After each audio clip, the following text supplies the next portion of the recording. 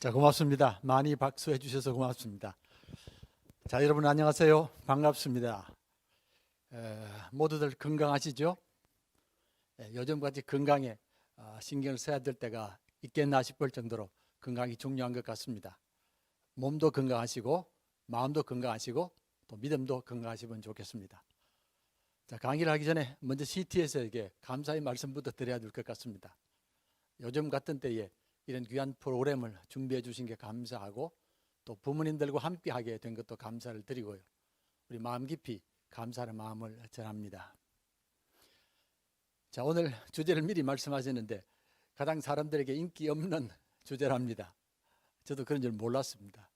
제게는 참 귀한 주제인데 그렇습니다. 자, 오늘 강의를 하기 전에 먼저 얘기를 들려드림으로 시작하겠습니다. 아프리카 케냐에 가면 아주 특별한 부족이 하나 있습니다. 특별하지만 많이 알려진 부족입니다. 어떻게 특별하냐면 이분들의 걸음걸이가 특별합니다. 굉장히 오래 걷고 또 힘있게 걷고 빨리 걷는 이런 부족입니다. 어느 과학자가 이 걸음걸이를 보면서 이 연구하고 그리고 이 걸음걸이를 위해서 신발을 만들었습니다. 그 신발이 세계적으로 많이 알려지게 되었습니다. 아마 짐작하실지 모르겠습니다. 바로 마사이족입니다. 그리고 마사이 신발입니다. 근데 마사이족 가운데서 마사이 신발 신는 사람은 제가 한 번도 본 적이 없습니다. 이분들은 신발을 신지 않는 사람들입니다. 자, 마사이족은 참 용맹한 부족입니다. 이분들은 자기들 속에서 병사를 세우려면 사자와 싸워서 이게 한다고 그럽니다. 그러니까 마사이족들의 얼굴에 상처의 흔적들이 종종 있습니다. 아울러서 이들은 지금도 고기를 날것으로 먹습니다. 옛날에 로마가 제국을 형성할 때에 마사이족을 용병으로 사용했다고 합니다. 이분들을 앞세우니까 가는 곳마다 이겼다는 그런 얘기도 들었습니다. 그런데 이분들에게 참 재미있는 신앙이 있습니다. 이 땅의 모든 소원은 하나님께서 자기들에게 맡겨주셨다는 신앙입니다. 참 재미있습니다. 하나님께서 모든 소를 이 마사이족에게 맡겨주셨다는 말입니다. 지금도 이들은 소를 키우며 살아가고 있고 소를 무척이나 사랑합니다. 그리고 집을 보면 소똥으로 집을 지었다는 것을 쉽게 알 수 있습니다. 자, 어느 부족에서 일어난 일입니다. 그 부족도 소를 키우며 살아가는데 어느 날 모든 부족의 소들이 젖을 만들지 못하더랍니다. 이상하다. 왜 젖을 만들지 못하느냐. 그것도 한두 마리가 아니고 모든 마을의 소들이 다 그랬습니다. 자, 여러 날이 지나자 사람들이 모여서 그 이유를 찾기 시작했습니다. 왜 마을 소들 전체가 젖을 만들지 못하느냐. 아무리 이유를 찾아도 그 답을 못 찾았습니다. 그런데 한 청년이 이런 제안을 합니다. 제가 밤중에 숨어서 소를 한번 지켜보겠습니다. 혹시 밤중에 무슨 일이 벌어질지 모르지 않습니까? 이런 어른들이 그렇게 하라고 그랬습니다. 자, 이 청년이 밤중에 숨어서 소를 지켜봤습니다. 그런데 한밤중에 믿기 어려운 일이 벌어집니다. 눈부시게 아름다운 선녀가 달빛 타고 내려오더니만 통을 하나 들고 와서 소들에게 다가가더랍니다. 그래서 소들의 젖을 다 짰습니다. 그리고 통을 다 채우고 난 뒤에 다시 올라갔습니다. 이걸 봤습니다. 그러니까 소들이 젖을 만들지는 못하는 겁니다. 자기도 믿지 못할 일이 벌어졌습니다. 자, 그 다음날 아침이 되었습니다. 사람들이 이 청년을 찾아왔습니다. 밤에 무슨 일이 있었느냐고? 아무 일도 없었다고 그랬습니다. 왜냐하면 자기도 믿지 못할 일이기 때문에 그렇습니다. 그 다음날 또 숨어서 지켜봤습니다. 또 같은 일이 벌어졌습니다. 눈부시게 아름다운 선녀가 달빛 타고 내려와서 큰 통을 들고 오더니만은 그리고 소의 젖을 짜가는 겁니다. 며칠이 지나자 이 청년이 이 선녀를 붙들기로 마음을 먹습니다. 선녀가 오는 길에 덫을 설치했습니다. 설치하고 기다리니까 선녀가 오다가 그만 덫에 걸렸습니다. 덫에 걸려서 당황하고 아파할 때에 이 청년의 차가 찾아가서 물었습니다. 당신이 누구냐고, 왜 이런 일을 하느냐고, 왜 젖을 짜가느냐고. 이랬더니 선녀가 하는 말이 나는 하늘나라에 사는 선녀입니다. 지금 하늘나라에 먹을 게 없습니다. 그래서 젖을 짰습니다. 빨리 풀어주십시오. 제가 빨리 돌아가야 됩니다고 이렇게 사정을 했습니다. 그런데 청년이 그 얘기를 듣고 들은 척 만족한 겁니다. 그러니까 고통은 더해지고 시간은 점점 갔습니다. 이렇게 되자 이 선녀가 하지 말아야 될 말을 합니다. 당신이 무엇을 부탁하든지 내가 들어줄 테니까 나를 풀어달라고 부탁을 했습니다.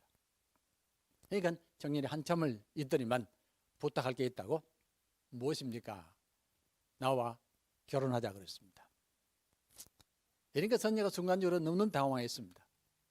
한참 있다가 선녀가 하는 말이 알겠습니다. 내가 약속을 했으니까 하겠습니다고.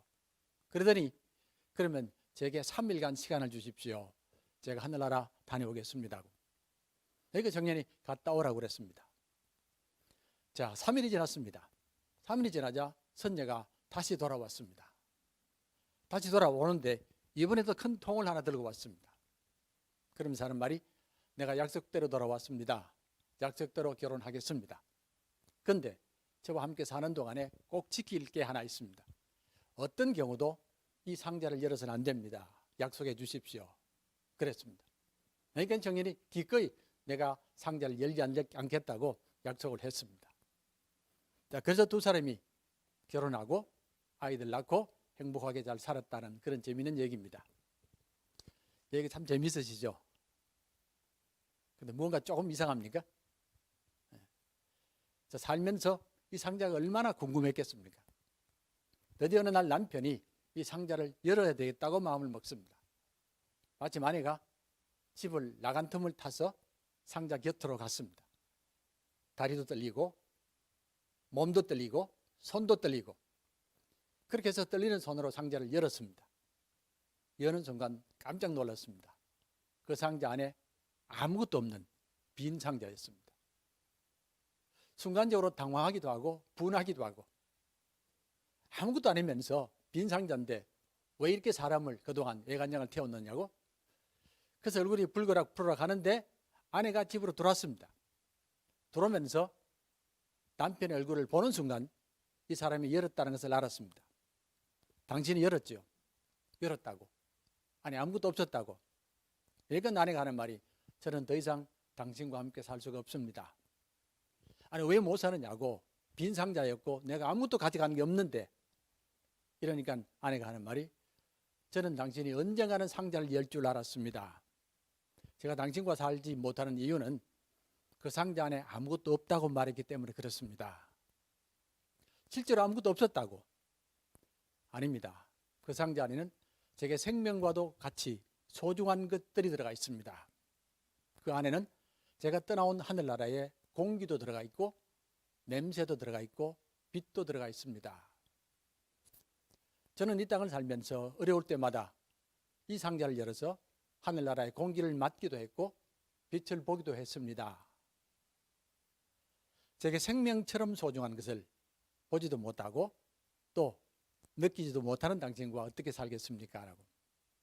그렇게 얘기가 끝이 나게 됩니다. 이제 제가 여러분들에게 질문을 드리겠습니다. 여러분들은 예수를 믿으면서 예수님께 생명같이 소중한 것을 여러분도 소중하게 여기십니까? 예수님의 생명처럼 사랑하시는 것을 여러분도 사랑하십니까? 자, 예수님께 무엇이 가장 소중하고 무엇이 생명처럼 늘 가지고 계시겠습니까? 제가 힌트를 하나 드리겠습니다. 주님께서 공생에 시작하시면서 가장 먼저 선포하신 말씀 안에 들어가 있습니다. 마가복음 1장 15절에 보시면 때가 찼고 하나님의 나라가 가까이 왔으니 회개하고 복음을 믿으라고 그랬습니다. 자, 이 구절 안에 들어가 있습니다. 대답을 찾으셨습니까? 자, 힌트를 하나 더 드릴까요? 예수님의 가르침 가운데 많은 비유들이 있는데 이 모든 비유들이 바로 이것을 위한 비유들입니다. 뭐겠습니까? 바로 하나님의 나라입니다. 하나님의 나라가 예수님의 생명과도 같이 소중한 것이었고 예수님께서 이 땅에 계시는 동안에 온 힘을 다하여 하나님의 나라를 가르치셨습니다. 자, 하나님의 나라가 무엇입니까? 하나님의 나라가 언제 이루어집니까?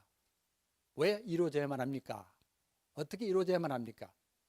많은 사람들의 질문입니다. 의외로 이 하나님의 나라는 목회자들에게나 일반 사람들에게나 무척이나 힘든 주제이고 또 많이 왜곡된 주제이기도 합니다. 흔히들 생각하기로 하나님 나라 그러면 어레껏 죽고 나서 가는 천당입니다. 요단강 건너서 며칠 후 만날이라고 하는 이런 식으로 생각하는 분이 많습니다. 자, 제가 왜 하나님의 나라를 알아야 되는지 네 가지를 말씀드리겠습니다. 첫 번째, 우리가 하나님의 나라를 알아야 될 중요한 이유는 성경 전체의 주제이기 때문에 그렇습니다. 성경은 하나님의 나라 얘기입니다. 처음부터 마지막까지 하나님의 나라 얘기입니다. 당연히 우리가 하나님의 나라를 알아야만이 성경을 제대로 알 수 있습니다. 만약에 하나님의 나라를 모르면 성경의 많은 부분을 왜곡하거나 아니면 뺄 수밖에 없습니다. 성경 전체가 하나님의 나라 이야기이기 때문에 그렇습니다. 제가 이 부분에 대해서는 조금 이따 다시 상세하게 말씀드리겠습니다. 두 번째로 우리가 하나님의 나라를 알아야 되는 이유는 바로 예수 그리스도 때문에 그렇습니다. 자, 예수님께서 이 땅에 오신 목적은 바로 하나님의 나라 때문입니다. 제가 조금 전에 말씀드린 것처럼 공생에 제일 먼저 하신 말씀이 바로 하나님의 나라입니다. 처음부터 마지막까지 주님께서 하나님의 나라를 붙드셨습니다. 세 번째로 우리가 하나님의 나라를 알아야 되는 이유는 교회 때문입니다. 당연히 교회는 하나님의 나라 위하여 세워졌고 하나님의 나라 위하여 헌신하고 하나님의 나라를 전파하는 사명을 가지고 있습니다. 자, 하나님의 나라를 모르고서는 교회를 제대로 알 수가 없습니다. 마지막으로 우리가 하나님의 나라를 알아야 되는 이유는 우리들의 자녀들 때문에 그렇습니다. 우리의 자녀들이 하나님의 나라를 알아야만이 바른 신앙을 가지게 되고 능력 있는 신앙을 갖기 때문에 그렇습니다. 자, 제가 먼저 예수님과 하나님 나라의 관계를 말씀드리겠습니다. 말씀드린 것처럼 주님께서 이 땅에 오셨을 때에 가장 먼저 선포하신 말씀이 하나님의 나라입니다. 때가 찼고 하나님의 나라가 가까이 왔다고 그랬습니다. 때가 찼습니다. 자, 이 말은 지금까지 모든 준비가 다 마쳐졌다는 말입니다. 모든 준비가 마쳤기에 이제는 선포할 일만 남았다는 겁니다. 자, 그러면 이 준비가 언제부터 시작이 되었습니까? 아브라함부터 시작이 되었습니다. 하나님께서 다시금 이 땅을 회복하기 위하여 아브라함을 부르셨습니다. 그리고 아브라함에게 갈대아 우르를 떠나서 가나안 땅으로 가라고 말씀하셨습니다. 그러면 내가 너를 복주고 큰 민족 되게 하고 이름을 창대케 하리라. 그리고 너는 세상에 복이 되라고 모든 생명을 저주에서 건져서 복된 백성 되라는 그런 거룩한 사명을 맡기게 됩니다. 갈대아 우르에서 가나안 복지로 건너왔습니다. 많은 고고학자들은 이 사건을 대하면서 이건 도대체가 이해가 안 되는 사건입니다. 말도 안 되는 사건입니다. 그렇게 말합니다. 무슨 말이겠습니까? 갈대아 우르는 그 당시에 가장 좋은 땅입니다. 가장 풍족한 땅입니다. 가장 넓은 땅입니다. 그곳에 메소포타미아 문명이 시작이 되었습니다. 그리고 거기에는 티그리스 강, 유프라테스 강이라는 어마어마한 두 강이 흘러가고 있습니다. 모든 사람이 부러워하는 땅입니다. 거기에서 가나안 복지로 지금 이스라엘 땅으로 옮긴다는 것은 말이 안 됩니다. 왜냐하면 가나안 땅은 세상에서 가장 척박한 땅이라고 말해야만 합니다. 이렇게 척박할 땅이 없습니다. 땅도 작지만은 땅이 온통 돌입니다. 자, 그런 땅으로 어떻게 옮기게 하겠습니까? 그 말입니다. 이 백성들에게, 이 작은 이 백성들에게 어떻게 여기서 큰 민족이 되고 이름이 장대게 되겠습니까? 땅이라도 넓으면 되지. 그것도 아닙니다. 그 작은 땅에, 그렇게 척박한 땅에서 어떻게 복된 백성이 되고 또 다른 사람을 복되게 합니까? 하는 그런 반문이 생겨나는 겁니다. 이게 중요한 하나님의 뜻이 담겨져 있습니다. 하나님께서 아브라함을 갈대아 우르에서 가나안 땅으로 옮기는 것은 이제부터는 오직 하나님만 섬기는 백성이 되라는 뜻입니다. 갈대아 우르는 메소포타미아 문명이 발달한 유명한 곳이지만 온통 우상을 섬기는 곳입니다. 그곳이 그런 우상들의 장소입니다. 실제로 아브라함이라는 말의 뜻은 달우상입니다. 사례도 달우상입니다. 이제는 우상을 섬기는 풍족한 땅을 버리고 하나님을 섬기는 가나안 땅으로 가라고 그렇게 말씀하시는 겁니다.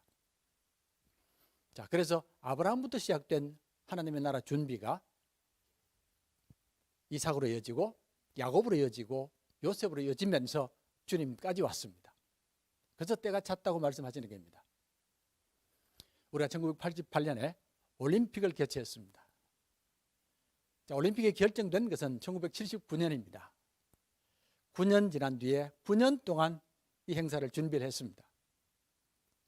그동안에 얼마나 많은 어려움들이 있었는지는 아시죠?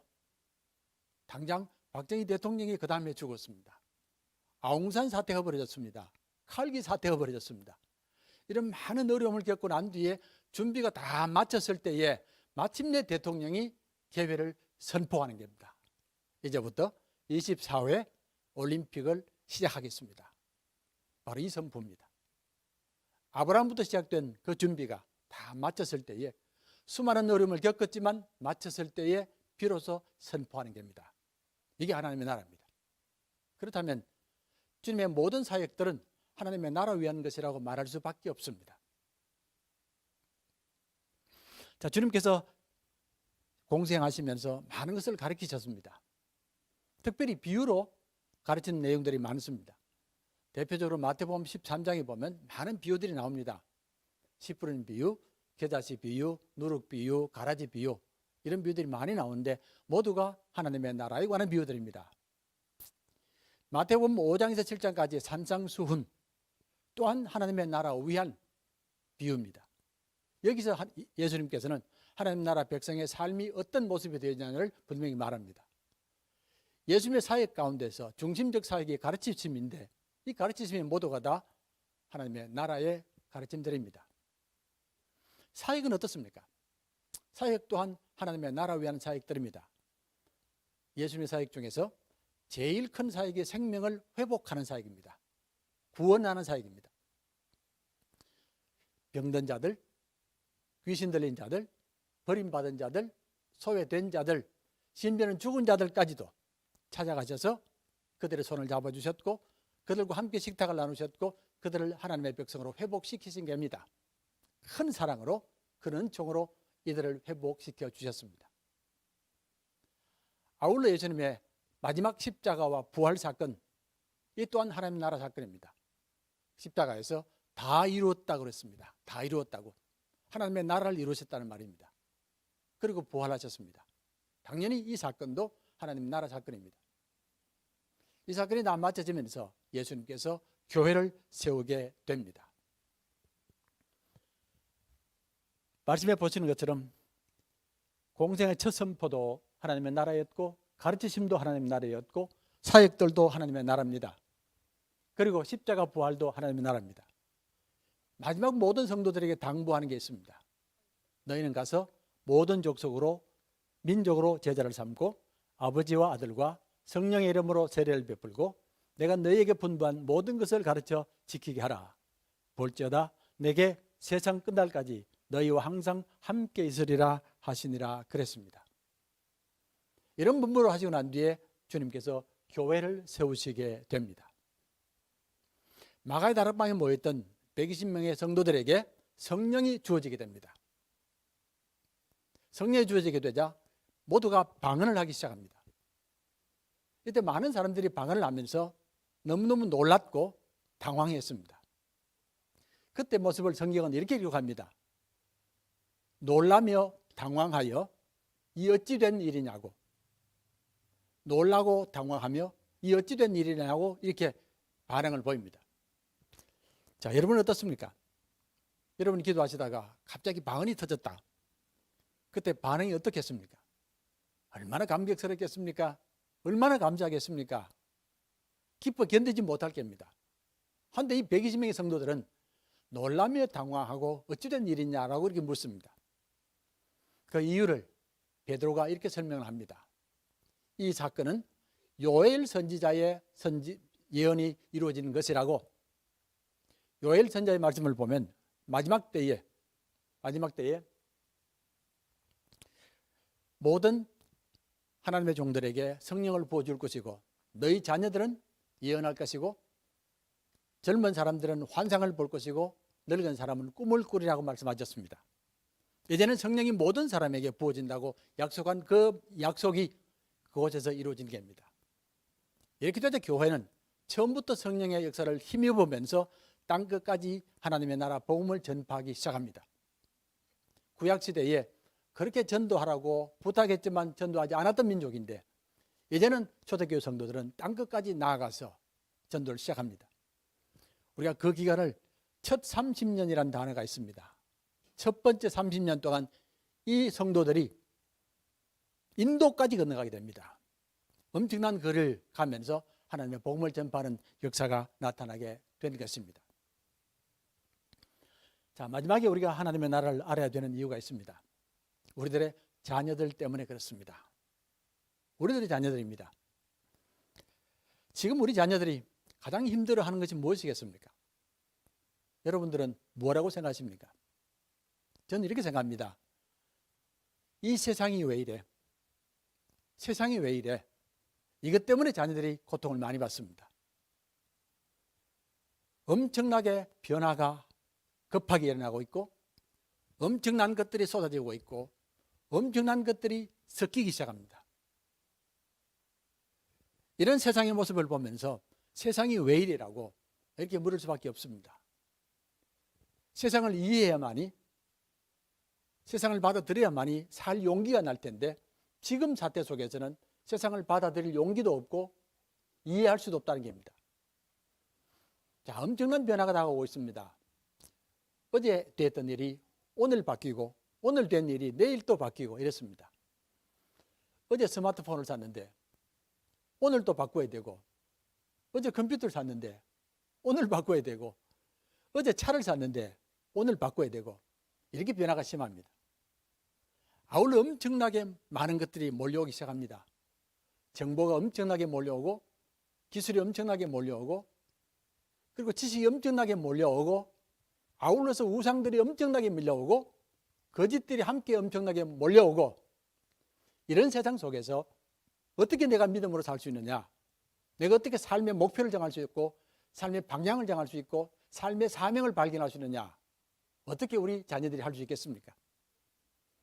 아무리 얼마나 엄청난 것들이 섞이는지 모릅니다. 지금은 교통의 발달로 인하여 나라들이 쉽게 교류합니다. 그런 가운데서 민족들이 섞이기 시작하고 인종이 섞이기 시작하고 종교가 섞이기 시작하고 온갖 것들이 다 섞여 들어갑니다. 과연 이런 섞임 속에서 우리 자녀들이 삶의 목적과 방향을 잡을 수 있겠습니까? 어떻습니까? 우리는 지금까지 너무 자녀들을 좁게 키우지는 않았습니까? 예수를 믿어도 좁게, 예수 잘 믿고 교회 잘 섬겨라, 예수 잘 믿고 천당 가거라, 예수 잘 믿고 세상에서 성공하거라, 이렇게 가르치지는 않았습니까? 세상을 바라보며 세상을 이해하고 세상을 품고 세상을 이끌어 나가는 하나님의 종으로 키우지는 못했지 않습니까? 우리가 정말 하나님의 나라를 알아야 되는 이유는 우리 자녀들이 이렇게 변화가 많은 세상 속에서 역사를 인도하시는 하나님의 손길을 발견할 줄 알아야 되고, 이 속에서 내가 무엇을 해야 되는 사명을 발견해야 되고 헌신하도록 하는 종을 만드는 길이라고 믿습니다. 하나님께서 아브라함을 부르셔서 한 사람, 한 가족을 부르셔서 온 세상을 맡기셨습니다. 주님도 말씀하셨습니다. 너희가 세상의 빛이라고, 너희가 세상의 소금이라고, 너희 작은 무리가 온 세상을 밝게 해두고 온 세상을 새롭게 해둔다는 사명을 맡겨주신 겁니다. 자, 신학교 사역을 마치고 목회로 들어왔습니다. 목회로 들어올 때에 제게 가장 먼저 다가오는 질문이 하나 있었습니다. 목회 방침을 어떻게 정할고 목회 철학을 어떻게 정할고 하는 게 제일 큰 질문이었습니다.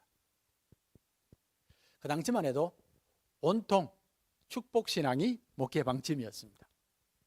혹시 그렇지 않는 분들은 용서하시고 대부분이 축복신앙에 매달렸습니다. 집회마다 축복 집회라고 그랬고 모든 행사마다 축복이라는 말을 다 붙였습니다. 모두가 좋아했습니다. 그런데 저는 그 흐름을 따라갈 수가 없었습니다. 왜냐하면 신학교에서 하나님의 나라를 배웠고 또 하나님 나라를 가르쳤기 때문에 그렇습니다. 그래서 기도하며 고민하다가 나는 하나님의 나라 목회를 하겠습니다라고 결정을 했습니다. 자, 그 다음 문제가 생겼습니다.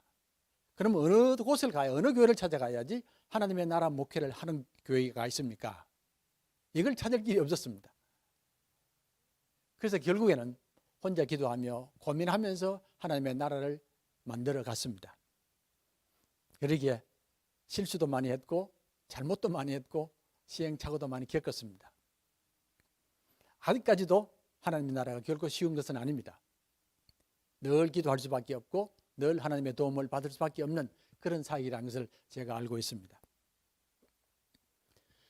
어느 목사님이 시골 교회에 집회 부탁을 받았답니다. 그래서 버스를 타고 그 지역에 갔는데 가서 교회를 찾아가는데 교회를 못 찾겠더래요.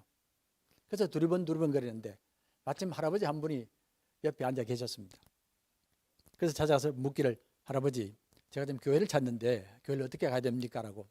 이러니까 할아버지가 일어나셔서 아주 친절하게 가르쳐 주시더랍니다. 이렇게 하면 된다고, 그게 교회가 있다고. 그래서 감사합니다 하고 가다가 다시 돌아왔습니다. 할아버지, 예수 믿으세요? 안 믿는다고. 잘 됐습니다. 제가 오늘부터 집회를 하는데 꼭 오십시오. 그럼 제가 할아버지에게 천국 가는 길을 친절하게 가르쳐 드리겠습니다. 꼭 오십시오 그랬습니다. 그러니까 할아버지가 퉁명스럽게 안 가 그러시더랍니다. 아니 왜요? 꼭 오십시오. 연세도 많으신데 천국 가셔야 되잖아요. 오시면은 제게 친절하게 가르쳐 주신 것처럼 할아버지에게도 친절하게 가르쳐 드리겠습니다 하고 또 안 가 그러더랍니다. 그래서 물었습니다. 왜요? 그러니까 아니 천국 가는 길도 모르면서 어떻게, 아니 교회 가는 길도 모르면서 어떻게 천국 가는 길을 알아고 그러시더랍니다. 자, 이제 제가 도표를 하나 보여드리겠습니다. 혹시 도표를 보신 적이 있습니까? 네, 이게 어떤 도표겠습니까? 자, 이 도표는 이 땅에 이루어지는 하나님의 나라 역사를 기록하고 있는 도표입니다. 물론 이건 제가 만든 도표입니다. 도표인데 하나님의 나라가 이 땅의 역사에서 어떻게 진행되고 어떻게 흘러가고 있고 앞으로 어떻게 될까 하냐를 말해주는 도표인데, 제가 구체적으로 설명해 드리기 전에 드라마에 대해서 먼저 말씀드려야 될 것 같습니다. 자, 우리가 잘 아는 드라마고 좋아하는 드라마입니다. 그런데 드라마에는 반드시 4가지 요소가 있어야 됩니다.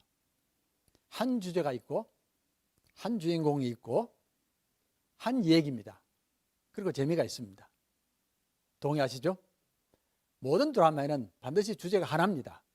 주제가 2개, 3개가 될 수가 없습니다. 반드시 한 주제로 처음부터 마지막까지 흘러가야 됩니다. 두 번째, 드라마에는 반드시 주인공이 한 명입니다. 그리고 반대하는 사람이 꼭 있습니다. 한 명이 주인공이지 다른 사람은 전부 엑스트라입니다. 세 번째는 드라마는 반드시 한 얘기입니다. 이 말의 의미는 많은 얘기가 흘러가더라도 반드시 시작이 있고 갈등이 있고 전개가 있고 클라이맥스가 있고 마지막 종결이 있습니다. 한 얘기입니다. 그리고 당연히 드라마는 재미있어야 됩니다. 그래서 사람들이 보지 않습니까? 하나님의 나라를 말씀드리면서 드라마를 미리 말씀드린 이유가 있습니다. 성경도 드라마이기 때문에 그렇습니다. 우리가 성경에 나타난 하나님 나라 역사를 보면 드라마처럼 흘러가는 것을 알 수 있습니다. 그래서 제가 성경을 드라마라고 감히 말합니다. 성경에도 한 주제가 있고 한 주인공이 있고 한 얘기입니다. 그리고 재밌습니다. 아마 많은 분들이 이 말씀을 들으면 분명히 반발할 것 같습니다. 아니 성경이 어떻게 주제가 하나냐고, 성경의 주제가 얼마나 많으냐고, 교회가 주제가 될 수 있고 구원이 주제가 될 수도 있고 역사가 주인이 될 수도 있고 또는 종말이 주제가 될 수 있고 굉장히 많은 주제가 있는데 어떻게 그런 말을 하느냐고. 그 말들이 다 맞는 말입니다. 그런데 그 모든 주제들이 사실은 하나님의 나라 안에 들어가 있습니다. 하나님의 나라와 연결되어 있고 안에 들어가 있습니다. 두 번째입니다. 성경의 주인공은 한 사람입니다. 아니 성경의 주인공이 얼마나 많은데 한 사람이라고 말하냐고요? 아브라함이 있지 않느냐? 야곱이 있지 않느냐? 다윗이 있지 않느냐? 베드로가 있지 않느냐? 바울이 있지 않느냐? 이렇게 많은 주인공이 있는데 아닙니다. 성경의 주인공은 하나님입니다. 성부 하나님, 성자 하나님, 성령 하나님의 주인공입니다. 그리고 그 하나님이 이 땅의 역사를 이끌어 가십니다. 우리는 하나님의 종일 뿐입니다. 하나님의 사명 맡은 종입니다. 자, 세 번째입니다. 성경은 한 얘기입니다. 성경에도 시작과 갈등과 전개와 클라이맥스와 종결이 있습니다. 이 또한 사람들이 반발을 많이 할 것 같습니다. 아니 성경에 얘기가 얼마나 많은데 그렇게 말할 수 있느냐고? 아닙니다. 성경에도 드라마처럼 시작과 마지막 종결이 있습니다. 수많은 얘기들이 있는데 그 얘기들이 모두가 다 하나님의 나라와 연결되어 있습니다. 자, 마지막이 제일 반발이 많은 말입니다. 성경이 재미있느냐고요? 많은 사람들이 성경은 잠 안 오를 때, 오지 않을 때 읽는 책이라고요? 아닙니다.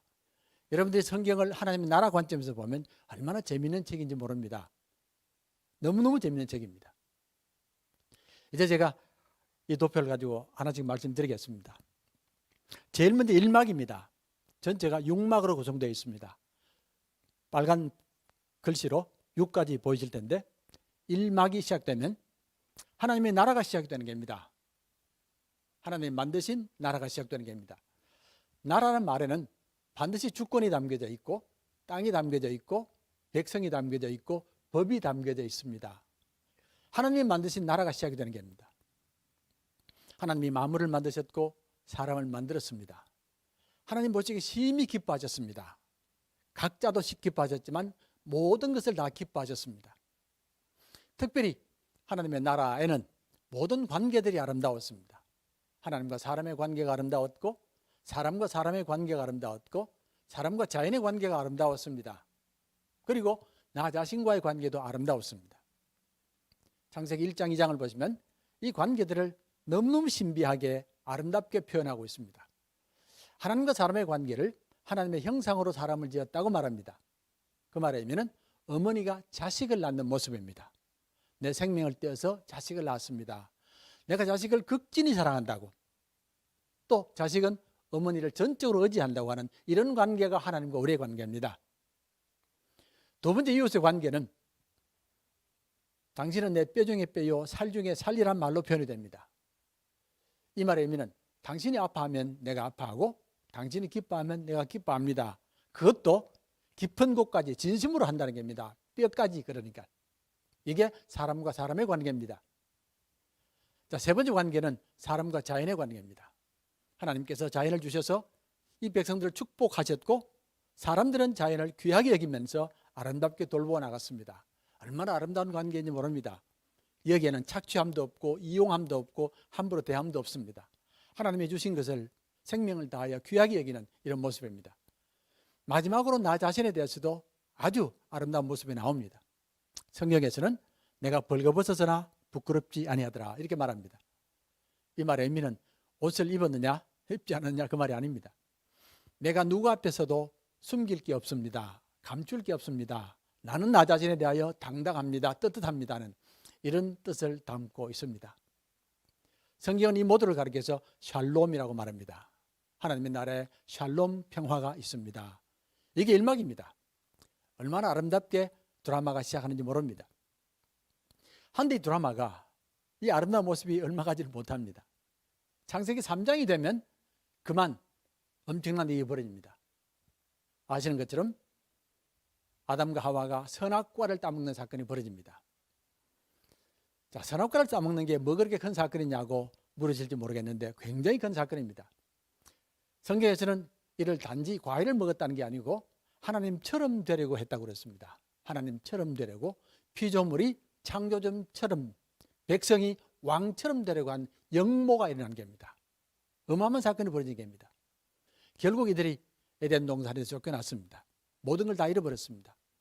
그런데 가장 안타까운 것은 이 땅에 죽음이라는 게 찾아 들어왔습니다. 처음으로 죽음이라는 게 들어온 겁니다. 사람이 사람을 죽이는 그런 일이 벌어집니다. 형이 동생을 죽이고 또 이웃을 죽이는 이런 일이 벌어지게 됩니다. 여러분이 창세기 5장을 보시면 아담의 족보가 기록되어 있습니다. 누가 누구를 낳고 몇 세를 향수하다가 죽었더라. 향수하고 죽었더라. 죽었더라. 계속 죽습니다.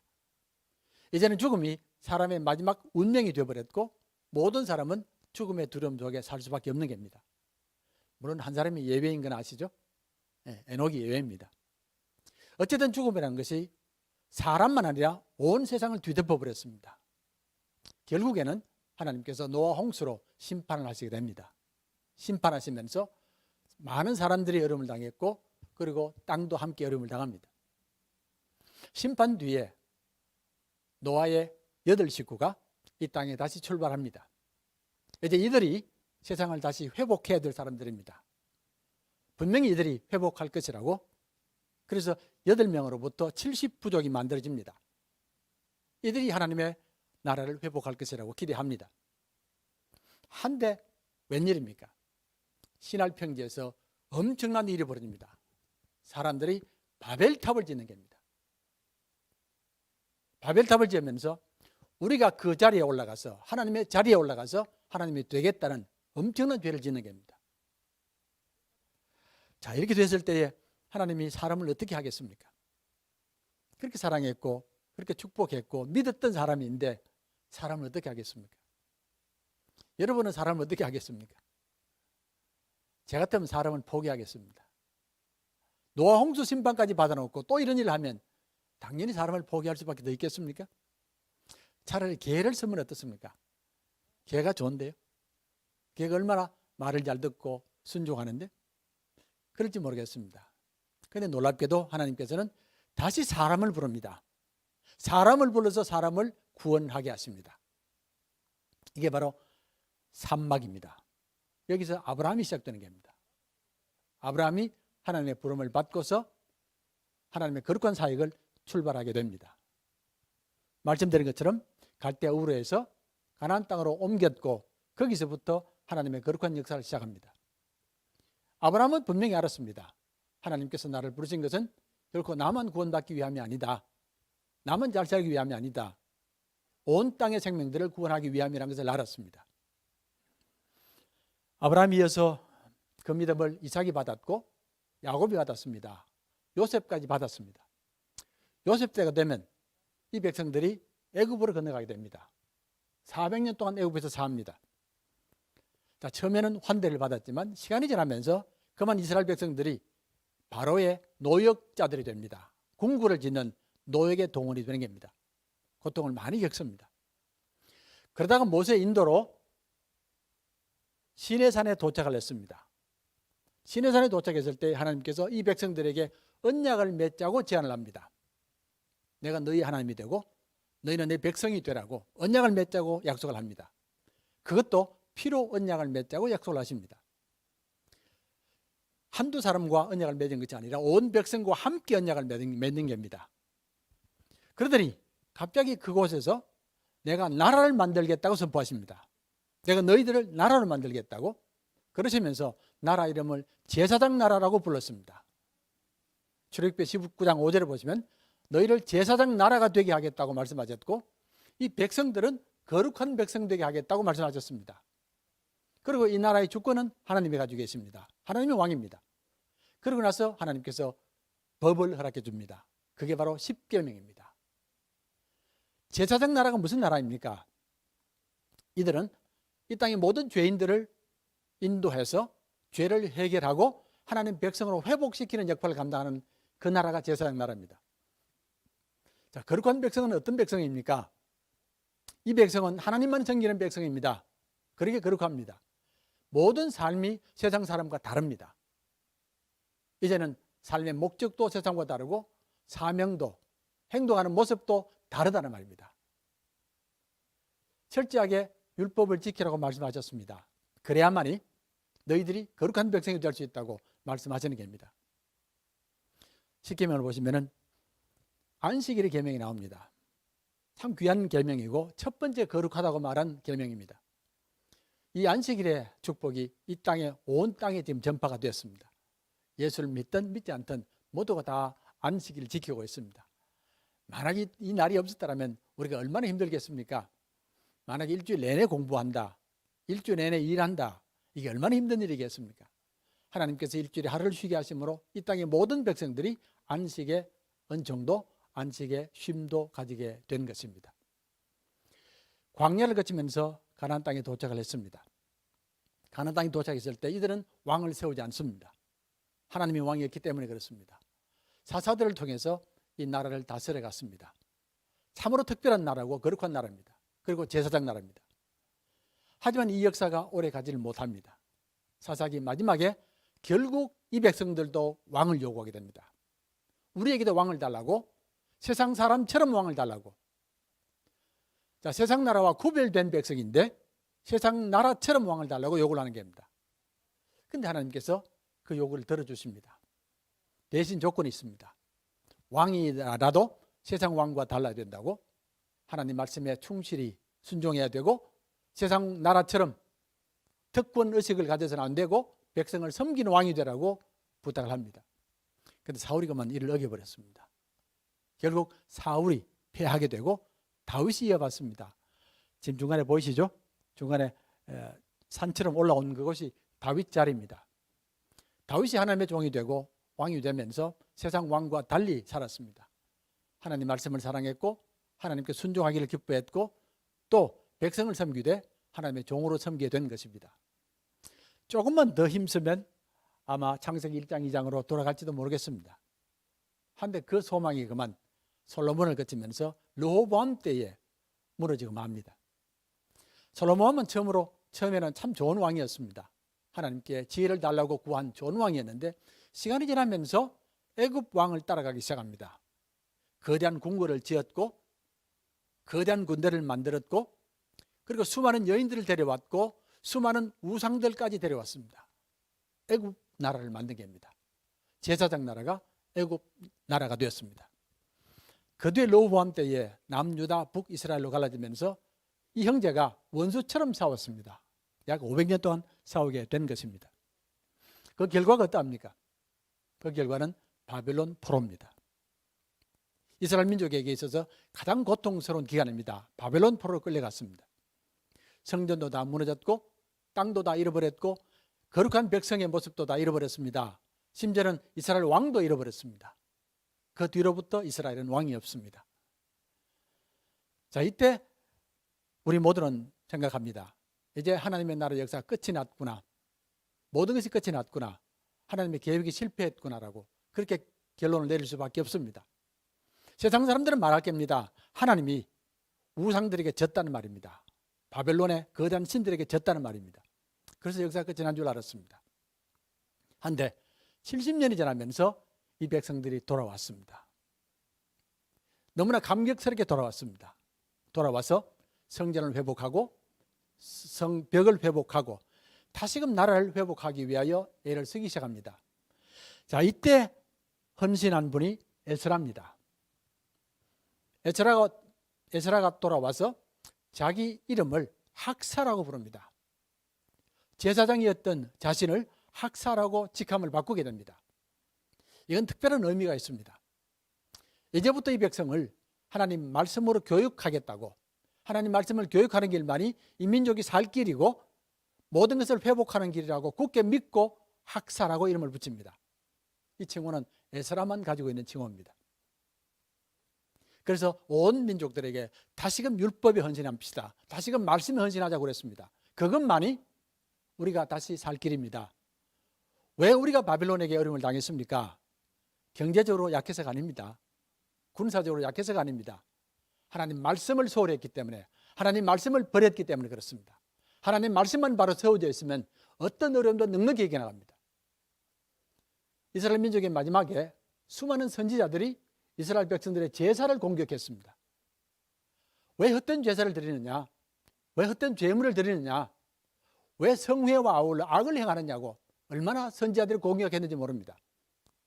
이사야가 그랬고 예레미야가 그랬고 에스겔이 그랬고 미가가 그랬고 호세아가 그랬습니다. 어떻게 선지자들이 하나님께 바치는 제사를 공격합니까? 이유는 이렇습니다.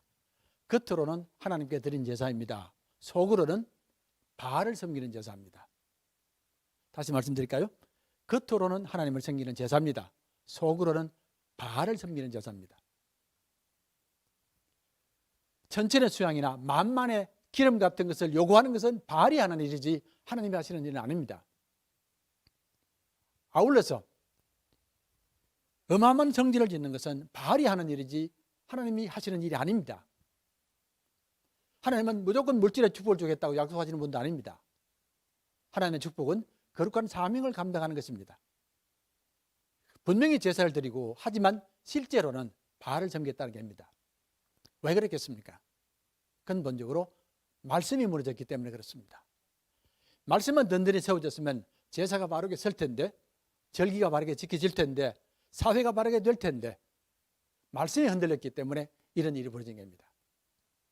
그래서 에스라는 성전을 짓는 일에도 힘썼지만은 전국에 회당을 짓게 됩니다. 회당은 말씀을 공부하는 곳입니다. 이제 이 백성은 말씀을 공부함으로 민족의 역사를 이어가야 되고 하나님의 사명을 감당한다고 그렇게 결단하게 되는 겁니다. 참으로 놀라운 일은 이때 에스라가 어린아이들 의무 교육을 시작합니다. 기원전 500년경입니다. 어린아이들에게 의무 교육을 시작합니다. 우리가 일반적으로 말할 때에 세상의 의무 교육은 1800년대 시작이 됩니다. 무려 2300년 전에 의무 교육이 시작이 되는 겁니다. 아이들을 잘 키워야 된다. 교육하는 백성이 되어야 되고 책의 백성이 되어야 된다고 결단을 하게 되는 겁니다. 그 다음에 우리는 약 400년 동안의 공백 기간을 보게 됩니다. 우리가 중간기라고 말하는 기간인데 이때에 페르시아가 점령했고 헬라가 점령했고 로마가 점령하게 됩니다. 이런 긴 기간을 마치고 마침내 사막이 되면 예수님께서 하나님 나라를 선포하시는 겁니다. 하나님 나라가 왔다고 선포하는 겁니다. 자, 마태는 성경을 기록하면서 가장 먼저 이렇게 말합니다. 아브라함부터 다윗까지가 14대고 다윗부터 바벨론 포로까지가 14대고 바벨론 포로에서 예수님까지가 14대입니다. 14대, 14대, 14대. 하나님의 계획에 정확하게 이루어졌다는 겁니다. 이렇게 많은 어려움을 겪어도 하나님의 계획은 결코 흐트리지 않았고 정확하게 지켜졌습니다. 그리고 예수님께서 이 땅에 오시는 겁니다. 그때 말씀드린 것처럼 이 백성들에게 교회를 세우라고 말씀하십니다. 교회를 세우면서 조금 전에 말씀드린 것처럼 방언이 일어났을 때에 다 놀라며 당황하여 서로 이르되 어찌 된 일이냐. 이제는 거기에 모인 120명의 성도들이 왕이 되고 제사장이 되고 선지자가 되는 겁니다. 다시 말씀드리면 메시아가 된다는 그 말입니다. 과거에 왕과 제사장과 선지자만 기름 부어서 성령을 주셨던 그 사역을 이제는 성도들이 감당하게 되는 겁니다. 모두가 다 하나님의 거룩한 백성이 되고 왕 같은 제사장이 되어서 땅 끝까지 사명을 감당하는 이런 역사를 감당하게 되는 것입니다. 그래서 이제 이런 역사가 마치고 난데 마지막에 다시 읽어드리면 하나님의 말씀하시기를 말세 내가 내 영을 모든 육체에 부어주리니 너희 자녀들은 예언할 것이요 너희 젊은이들은 환상을 보고 너희 늙은이들은 꿈을 꾸리라. 그때 내가 내 영을 내 남종과 여종들에게 부어주리니 그들이 예언할 것이요. 여러분과 저는 크리스찬들입니다. 작은 메시아란 말입니다. 여러분들이 왕이고 제사장이고 선지자란 말입니다. 그 말은 여러분들이 하나님의 나라를 이루는 주역들이란 말입니다. 하나님께서 우리에게 맡겨주신 거룩한 사명이고 축복이라고 믿습니다. 제가 주님의 교회에서 목회할 때에 10년간 목회를 했습니다. 목회를 했을 때에 처음 부임했을 때에 우리 교인들에게 말씀드리기를 저는 하나님의 나라 중심으로 목회를 합니다 말씀을 드렸습니다. 그리고 교회표를 하나님의 나라에 헌신하는 알곡 공동체라고 정했습니다. 그 표를 10년 내내 가지고 있었습니다. 하나님의 나라 위하여 헌신하는 알곡 공동체라고. 아마 많은 분들이 그 뜻을 이해하지 못했던 것 같습니다. 하나님 나라 목회가 뭐냐고. 그래서 1년쯤 지난 뒤에 성경 공부를 시작했습니다. 4년 성경 공부입니다. 첫 시간에 모든 4년의 내용을 다 보여줬습니다. 한 단계를 3개월로 하고 3개월 마친 뒤에 방학을 한 달 주고 그렇게 하면 4년이 됩니다. 12단계 성경 공부를 시작했습니다. 전체 성경 공부의 주제는 하나님의 나라입니다. 처음부터 마지막까지 하나님의 나라 중심으로 성경 공부를 시작했습니다. 그때에 약 수요일 날 저녁인데 한 2,000명 정도가 참여를 했고 마지막 객언이 한 700명쯤 됐습니다. 그리고 마지막에는 우리 교우들과 함께 성지순례를 갔습니다. 제가 처음 교회를 갔을 때에 교인들이 한 3,000여 명 됐습니다. 한 6개월이 지났을 때에 부목사님이 제게 달려와서 하시는 말씀이 목사님 우리 교회가 4,000명이 넘어갔습니다. 그렇게 좋았던 것을 기억합니다. 그러고 나서 제가 떠날 때쯤 돼서는 9천만 명이 넘어갔습니다. 저희 교회는 특별한 정책이 하나 있습니다. 50대 50이라는 정책이 있습니다. 예산 전체의 50%를 밖으로 쓰고 50%를 안으로 쓰는 그런 정책이 있습니다. 밖으로 쓴다는 말은 선교와 복지 쪽으로 50%를 쓰고 안쪽에는 예배, 교육, 친교, 인건비, 건물 유지비가 다 들어와 있습니다. 그럼 얼마나 안쪽 살림이 힘든지 아시죠? 여기가 돈이 제일 많이 드는 곳입니다. 그렇게 했습니다. 그렇게 했더니만은 의외로 많은 교인들이 감사했고 좋아했고 함께 참여를 했습니다. 제가 교인의 숫자를 말씀드린 것은 숫자를 자랑하기 위함이 아닙니다. 모두가 함께 뜻을 같이 하면서 세상을 위하여 섬겼더니만은 교회가 성장하더라, 그 말을 들으기 위해서 그렇습니다. 우리 한국교회는 다시금 얼마든지 일어날 수 있다고 믿습니다. 우리가 하나님의 나라를 붙들고 세상을 섬기는 교회가 되면 얼마든지 다시 일어날 수 있다고 믿습니다. 이제 마지막으로 주님의 기도를 말씀드리면서 마무리하겠습니다. 자, 마태복음 6장 9절에서 13절에 주님의 기도가 기록되어 있습니다. 주님의 기도는 하나님의 나라의 요약입니다. 하나님 나라의 헌장입니다. 여기에 예수님의 모든 사명과 소망과 헌신이 담겨져 있습니다. 가장 먼저 예수님께서는 아빠라고 시작합니다. 우리 주기도문에는 우리 아버지라고 표현합니다. Our Father이라는 말입니다. 우리 아버지인데 누가복음 11장 2절에 보면 아버지라고 먼저 시작합니다. 그런데 아람 말로는 그 아버지가 아빠입니다. 하나님을 아빠라고 부른다는 말의 의미는 지금까지 하나님과 우리의 관계를 완전히 바꾼다는 말입니다. 어린아이가 엄마, 아빠에게 아빠라고 부를 때에 전적인 신뢰와 사랑과 그리고 소망이 담겨져 있습니다. 어떤 거리감도 없고 어떤 두려움도 없습니다. 내가 기도할 때 아빠가 들어준다고, 아빠가 다 지켜준다고, 아빠가 나를 도와준다고 확실히 담겨져 있는 그 말이 아빠란 말입니다. 주님께서는 그렇게 기도를 시작하셨습니다. 그러면서 제일 먼저 하나님 이름이 거룩히 여김을 받았기를 원합니다고 기도합니다. 나라가 세워지기 위해서 주권이 먼저 회복돼야 한다는 말입니다. 하나님의 이름이 조롱당하고 짓밟히고 배척당하고 무시당하고 세상 사람들에게 조롱당하고 배척당하고 무시당합니다. 당연히 성도로서는 먼저 기도해야 될 일이라고 믿습니다. 하나님 이름이 거룩히 여김을 받기 원합니다. 그래야만 이 땅이 회복되고 생명들이 회복됩니다. 두 번째는 땅을 위하여 기도하셨습니다. 이 땅에도 하나님 나라가 이루어지기 원합니다. 하나님께서 주신 땅입니다. 모든 생명을 축복한 땅입니다. 우리가 의지하며 살 땅입니다. 그런데 이 땅이 시간이 지나면서 사람들에게 정복의 대상이 되었고 이익의 대상이 되었고 남을 어렵게 하고 눈물 나게 하는 고통이 된 겁니다. 이 땅이 다 지금 회복되길 원합니다. 세 번째, 주님께서는 백성들을 위하여 기도하셨습니다. 우리에게 일용할 양식을 주옵시고 죄전자를 사해 주옵소서. 양식과 용서를 기도하셨습니다. 하나님의 나라 백성들에게는 두 가지 특징이 있다는 말입니다. 양식을 함께 나눌 줄 알아야 되고 용서를 나눌 줄 알아야 됩니다. 양식을 나눈다는 말은 주님 말씀처럼 모두가 함께 식탁에 둘러 앉는다는 말입니다. 내가 양식이 있다고 다른 사람을 외면하는 것이 아니라 함께 양식을 나눠야 되고 우리가 식탁에 둘러 앉아 형제 자매가 된다는 말을 의미합니다. 유대인들에게는 이방 사람이 유대교를 믿을 때에 여러 단계들이 있습니다. 제일 마지막 단계가 식탁에 함께 둘러 앉는 겁니다. 그걸 거쳐야만이 비로소 유대인이 되는 겁니다. 이제 우리가 형제 자매입니다. 이제는 서로 용서하고 함께 살아야 됩니다. 그리고 용서가 나오는 겁니다. 용서가 우리 영혼을 살리는 길입니다.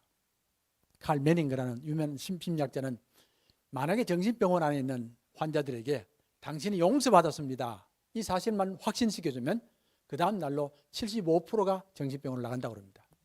그만큼 용서가 중요한 겁니다. 생명이 살기 위해서는 용서할 줄 알아야 되고 용서받을 줄 알아야 됩니다. 이게 백성들의 두 가지 특징입니다.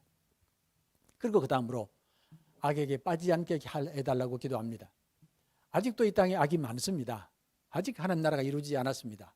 늘 악이 있다는 걸 기억하며 우리 성도들은 늘 기도에 힘쓰면서 하나님의 나라를 이어가십시오. 어떤 어려움 가운데서도 하나님의 소망을 기도할 줄 알아야 됩니다라고. 마지막으로 나라와 권능과 영광이 영원히 하나님의 것입니다. 주님의 마지막 소망이셨고 우리들의 마지막 소망입니다. 이 땅도 하나님의 것이고 내가 가진 모든 것들도 하나님의 것이고 내 생명도 하나님의 것이고 영광도 하나님의 것입니다. 우리 성도들이 이렇게 살아간다고 믿습니다. 이제 마지막으로 결론을 맺겠습니다. 저와 함께 같이 기도할 수 있으면 좋겠습니다.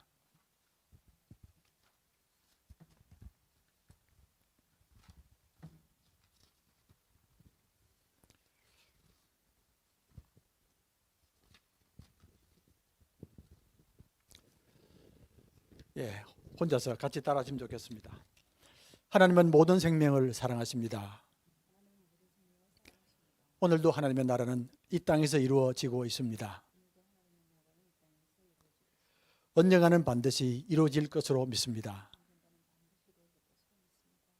나라와 권세와 영광이 영원히 하나님의 것이라 선포할 것입니다. 우리는 하나님의 나라 위하여 부름받은 사명자들입니다. 우리에게 주신 모든 권세는 하나님의 뜻을 위하여 사용하겠습니다. 우리는 오직 성령의 도우심으로 하나님의 사명을 감당할 것입니다. 하나님의 나라는 의와 평강과 희락의 나라입니다.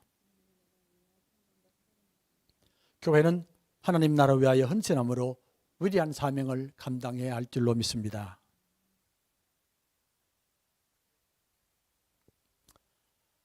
이것으로 강의를 마치겠습니다. 고맙습니다.